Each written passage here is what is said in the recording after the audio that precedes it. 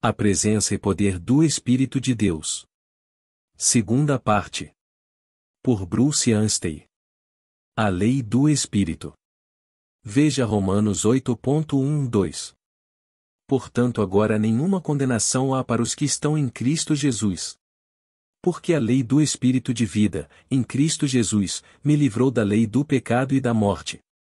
Esta é outra função da habitação do Espírito.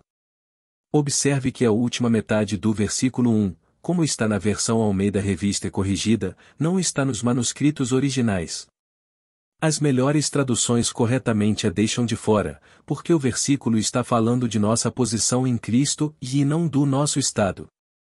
Essas palavras aparecem, corretamente, mas ao final do versículo 4, onde diz: "E para os que estão em Cristo Jesus, que não andam segundo a carne, mas segundo o Espírito." Isso tem a ver com o nosso estado, que pode mudar, dependendo do nosso andar. Nossa posição, por outro lado. Abre parênteses, versículo 1. Nunca muda. Este primeiro versículo diz que os crentes estão em Cristo. Esta é uma expressão usada por Paulo em suas epístolas para indicar a posição de aceitação do crente diante de Deus. Estar em Cristo ou é estar no lugar de Cristo diante de Deus. É a posição de todo cristão. O mesmo lugar de aceitação que Cristo ocupa diante de Deus pertence ao crente. Se você é um cristão, você está em Cristo diante de Deus. Isso não descreve o que somos, mas onde estamos. Como mencionado, estamos no lugar de Cristo diante de Deus.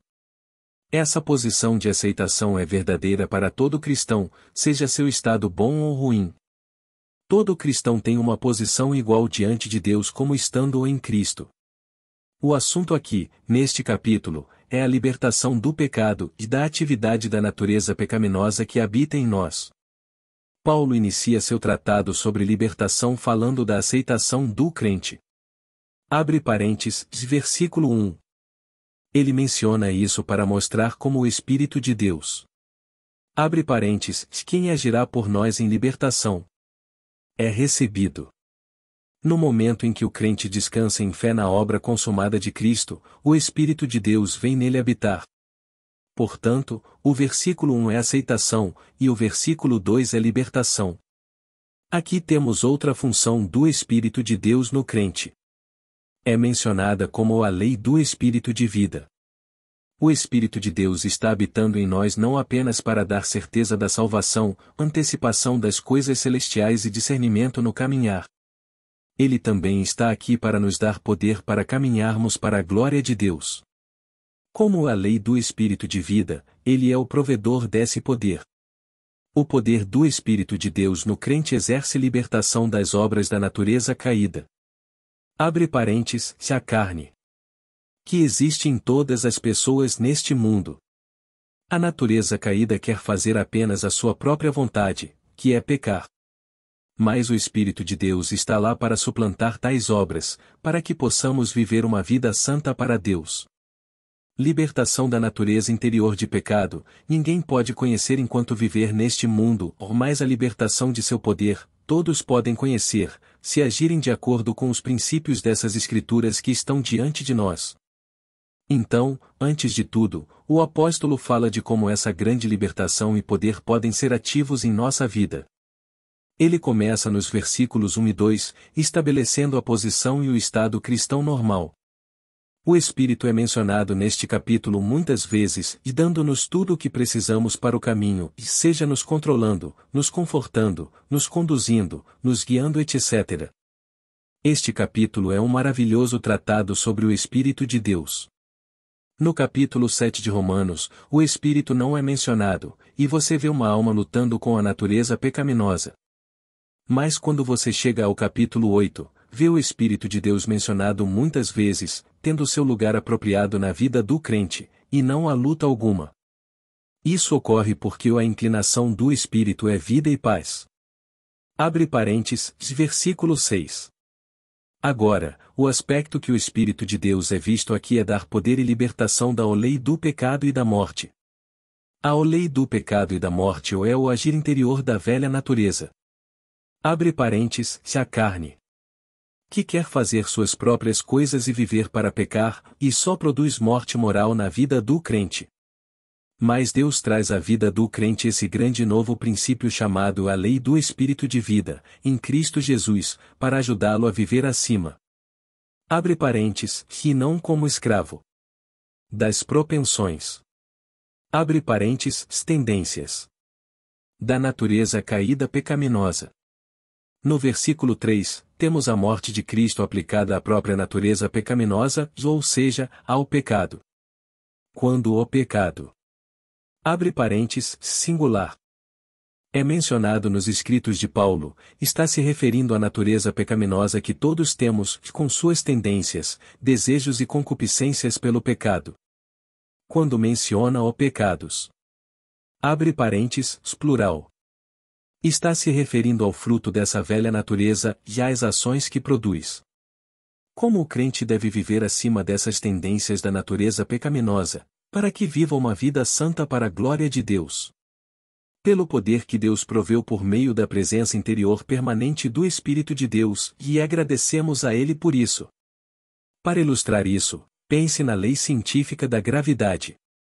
Todo objeto está sendo atraído para baixo em direção ao centro da Terra por uma força invisível chamada gravidade, e isso acontece em toda a Terra, é algo universal. É chamada de lei da gravidade, ou o princípio da gravidade. Pegue qualquer objeto sólido em sua mão e digamos um livro, segure-o com o braço esticado e solte-o, e o que acontece? Cai no chão. Se o fizéssemos 10 vezes seguidas, cairia no chão toda vez. Isto é um princípio universal e não há nada que possamos fazer para mudá-lo. Em relação ao nosso tema da natureza pecaminosa, abre parênteses, a lei do pecado e da morte. Ela também é um princípio universal, estando presente em todo ser humano que vive neste planeta. Quando é solta, quer fazer uma coisa e cair em direção ao pecado. Levando nossa ilustração um pouco mais além, suponhamos que quiséssemos mudar as coisas, para que quando soltássemos o livro, ele não caísse no chão pelo poder da gravidade. Suponhamos que prendêssemos o livro a alguns balões cheios de gazélio. Abre parênteses, que é mais leve que o ar. E que tivéssemos balões suficientes para que a força de elevação deles fosse maior que o peso do livro. Agora, o que aconteceria quando largássemos o livro? Começaria a subir em vez de cair. E por que isto? Seria porque o princípio da gravidade foi eliminado ou tornado inativo por causa dos balões? Não. A gravidade ainda está lá, mas adotamos um princípio inverso para atuar no livro de uma força mais poderosa. A gravidade ainda está ativa, mas a força ascendente dos balões é maior que a força descendente da gravidade e, consequentemente, nosso livro não cai mais, porém sobe pelo efeito do gazélio. Isso ilustra o que Deus fez com o crente. A natureza caída não é removida quando uma pessoa é salva. Deus achou oportuno nos deixar aqui neste mundo com a natureza caída ainda em nós, e o estado de nosso coração está constantemente sendo testado por ela. Em vez de remover a natureza caída, Deus fez uma provisão completa para que vivamos livres do poder dessa coisa má. O Espírito de vida em Cristo Jesus, como o hélio, é trazido à nossa vida para anular a força de atração da natureza pecaminosa. Isso é libertação. O versículo 3 é trazido para mostrar que Deus encerrou seu tratamento com a velha natureza caída. Ele não está procurando nada de bom nela porque provou que ela não é capaz de produzir o bem. Ele a condenou na morte de Cristo. E isso nos ensina que também não devemos procurar nada de bom na natureza caída. Não devemos nos surpreender ou nos decepcionar quando essa natureza se mostra e age. Precisamos entender que Deus tratou judicialmente com ela na cruz, e Ele não está mais procurando por algo bom da carne. E também precisamos julgá-la, se permitirmos que ela age em nossa vida. Abre parênteses, 1 João 1.9. Agora não há razão para a carne agir na vida do crente por causa dessa provisão por meio da presença interior do Espírito de Deus. Ele realmente é o poder para viver uma vida santa. O fruto do Espírito. Agora veja Gálatas 5.22-25 para mais um grande benefício do Espírito habitando em nós. Mas o fruto do Espírito é caridade, gozo, paz, longanimidade, benignidade, bondade, fé, mansidão, temperança, contra estas coisas não há lei. E os que são de Cristo crucificaram a carne com as suas paixões e concupiscências. Se vivemos em espírito, andemos também em espírito. A seguir, veja 2 Coríntios 3.17-18, Ora o Senhor é o Espírito, e onde está o Espírito do Senhor aí há liberdade. Mas todos nós, contemplando a glória do Senhor, com cara descoberta, somos transformados na mesma imagem de glória em glória, como pelo Senhor o Espírito. Aqui é outra coisa. O Espírito de Deus habita no crente para produzir fruto em sua vida. Nota, a palavra é o fruto, não frutos. Embora haja 9 partes diferentes, há apenas um fruto. O que o Espírito gostaria de fazer na sua vida e na minha é produzir conformidade moral com Cristo. Abre parênteses, para nos tornar semelhantes a Cristo. As 9 partes do fruto do Espírito são as características de Cristo e seu caráter exibido nos santos. Como isso acontece? O Espírito de Deus escreve Cristo nas tábuas de carne do coração, como diz 2 Coríntios 3.3, e como Cristo está impresso em nosso coração, nos tornamos mais semelhantes a Ele, e isso se mostrará no caráter de nossa vida.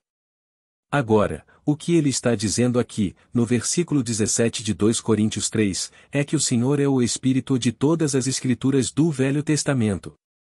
Ou seja, Ele é a essência de tudo o que está escrito nelas. A palavra o Espírito é usada em outro lugar da mesma maneira, e veja Apocalipse 19.10, o testemunho de Jesus é o Espírito de profecia. De qualquer forma, quando tomamos as Escrituras do Velho Testamento, devemos ver Cristo lá, porque quando Deus as escreveu, Ele tinha Cristo diante de si. Se quisermos ler as Escrituras e delas tirar alimento, também devemos ter Cristo diante de nós. Abre parênteses, compare João 5.39. Paulo está falando da leitura das Escrituras do Velho Testamento, no versículo 14, e está dizendo que o Senhor é o Espírito de todas essas passagens do Velho Testamento. Mas agora ele diz, e onde está o Espírito do Senhor aí há liberdade. Temos agora. Abre parênteses, no cristianismo. A habitação do Espírito, e Ele nos dá liberdade para olharmos para o rosto do Senhor Jesus Cristo, onde Ele está agora em glória. E como estamos ocupados com Cristo e em nosso lugar nele, o versículo 18 nos diz que o Espírito realiza uma obra silenciosa em nós, e escrevendo Cristo sobre o coração e, assim, somos transformados à sua imagem. Em outras palavras, somos feitos como Cristo moralmente. Paulo acrescenta, de glória em glória, e isso significa que esse trabalho vai um pouco de cada vez, passo a passo, um pouco aqui e um pouco ali. E é assim que somos transformados, como a conformidade moral a Cristo é produzida em nós. À medida que crescemos e progredimos em nossa vida cristã, nos tornaremos mais parecidos com Cristo. Esta é apenas outra grande função do Espírito de Deus, tornar-nos moralmente semelhantes a Cristo, o Filho de Deus. Tem sido dito que Deus amou tanto o seu Filho que propôs encher o céu de filhos tais como ele. Ele está atualmente no processo de levar muitos filhos à glória. Abre parênteses, Hebreus 2.10. Na medida em que estamos ocupados com o Filho de Deus, essa transformação pelo Espírito ocorre. Vimos 5 coisas diferentes nas quais o Espírito de Deus, estando presente em nós, faz. 1. E Ele nos dá a certeza de nossa salvação. 2. Ele nos faz conhecer e desfrutar de nossas bênçãos. 3. E Ele nos dá discernimento para o caminho. 4. E Ele nos dá poder para viver uma vida santa para a glória de Deus. 5. E Ele nos transforma na mesma imagem do Senhor.